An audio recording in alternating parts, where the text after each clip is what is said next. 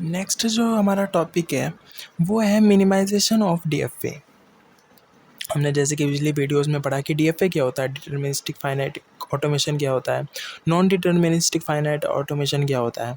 अब हम पढ़ेंगे कि उसको मिनिमाइजेशन हम कैसे कर सकते हैं, उसका मिनिमाइजेशन हम कैसे कर सकते हैं, मतलब मिनिमम ऑटोमेशन में ही हमारी जो लैंग्वेज है वो बन करके तैयार हो जाए, वो हम प्रोसेस अब पढ़ेंगे।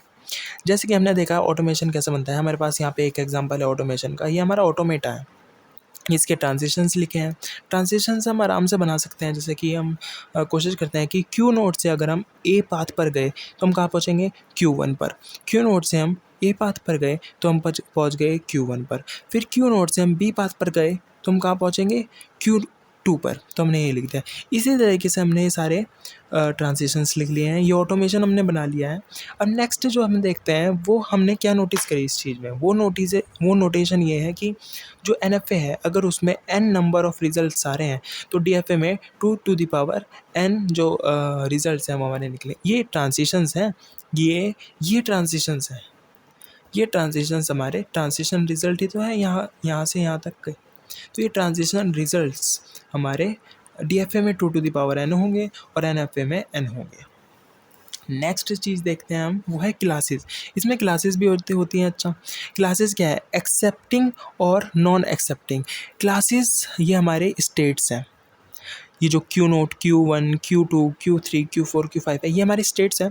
तो इसमें एक्सेप्टिंग कौन कौन से हैं, मतलब कि एक्सेप्ट कौन कौन कर रहा है, Q1 एक्सेप्ट कर रहा है ए पाथ से, Q2 एक्सेप्ट कर रहा है, Q3 भी एक्सेप्ट कर रहा है, एरो देख लीजिएगा आप, Q4 भी एक्सेप्ट कर रहा है, Q5 भी। ये सब एक्सेप्टिंग क्लासेस हैं, एक्सेप्टिंग स्टेट्स हैं।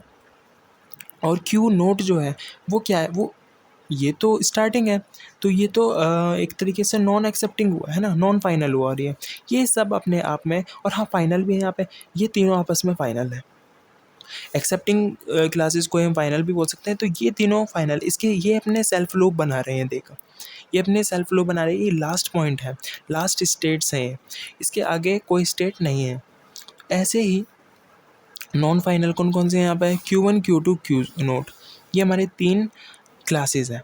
इन क्लासेस को हम लिख लेंगे ऑटोमेटा थ्योरी में से, ऑटोमेटा मशीन में से हम ये क्लासेस आइडेंटिफाई करके 2 ग्रुप बना लेंगे। अगर बाई चांस हमने यहाँ पे ग्रुप बनाए G1 और G2, ये हमने 2 ग्रुप बना लिए।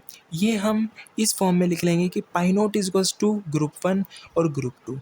इसमें हम ये देखेंगे ट्रांजिशन टेबल्स की हेल्प से कि जो एलिमेंट्स हैं G2 के जो एलिमेंट्स हैं, इसको हम स्टार्टिंग में लिख लेते हैं।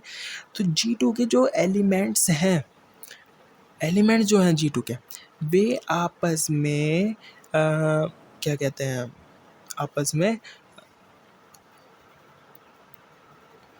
में कहीं मतलब सिंक्रोनाइजेशन में है या नहीं, देखते हैं। हम इस प्रोसेस को करने की कोशिश करते हैं।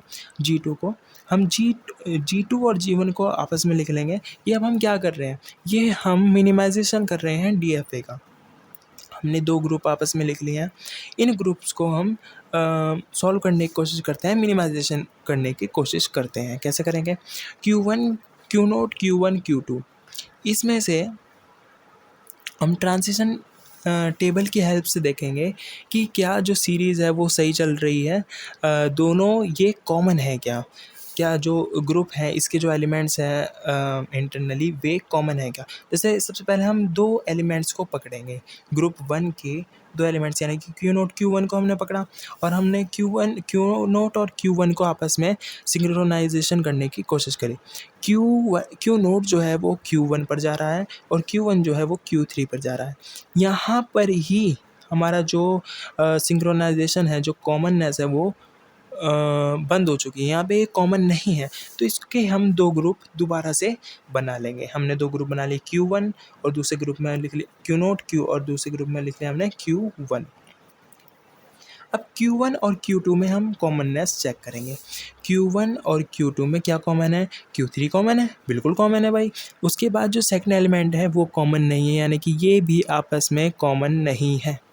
अब कॉमन नहीं है तो इसीलिए हम Q1 और Q2 कॉमन नहीं है, तो Q2 हम कहाँ लिखेंगे, इसका अलग ग्रुप नहीं बनाएंगे, हम इसको इसी में लिख देंगे। ये हमारे 2 ग्रुप क्रिएट हो गए।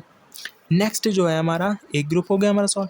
नेक्स्ट ग्रुप है हमारा Q3 Q4, इसमें भी हम रीचेक करेंगे Q3 Q4 क्या कॉमन है, इनके फर्स्ट एलिमेंट्स इनके हमारे कॉमन नहीं है, Q3 Q4 है, तो इसके हम 2 ग्रुप बना लेंगे। Q3 अलग कर लिया, Q4 अलग कर लिया। Q4 Q5 में कॉमननेस देखते हैं, Q4 Q5 भी आपस में कॉमन नहीं है, सेकंड टर्म का छोड़ो, फर्स्ट ही टर्म कॉमन नहीं है, तो इसलिए हम इसको Q5 यहाँ पर लिख लेंगे। ये हमारे 2 से 4 ग्रुप बन चुके हैं, 4 ग्रुप हमने बना लिए। ये 4 ग्रुप हम सीरीज़ में लिख देंगे, और ये जो प्रोसेस है ये ही मिनिमाइजेशन कहलाता है, यही मिनिमाइजेशन कहलाता है। डीएफए में केवल इतना ही है, मिनिमाइजेशन ऑफ डीएफए। अगर हम किसी एग्जांपल को सॉल्व कर रहे हैं तो इतना ही होगा, मिनिमाइजेशन करना है हमें डीएफए का, और ये जो रिजल्टेंट है यही हमारा मिनिमाइजेशन है। That's all.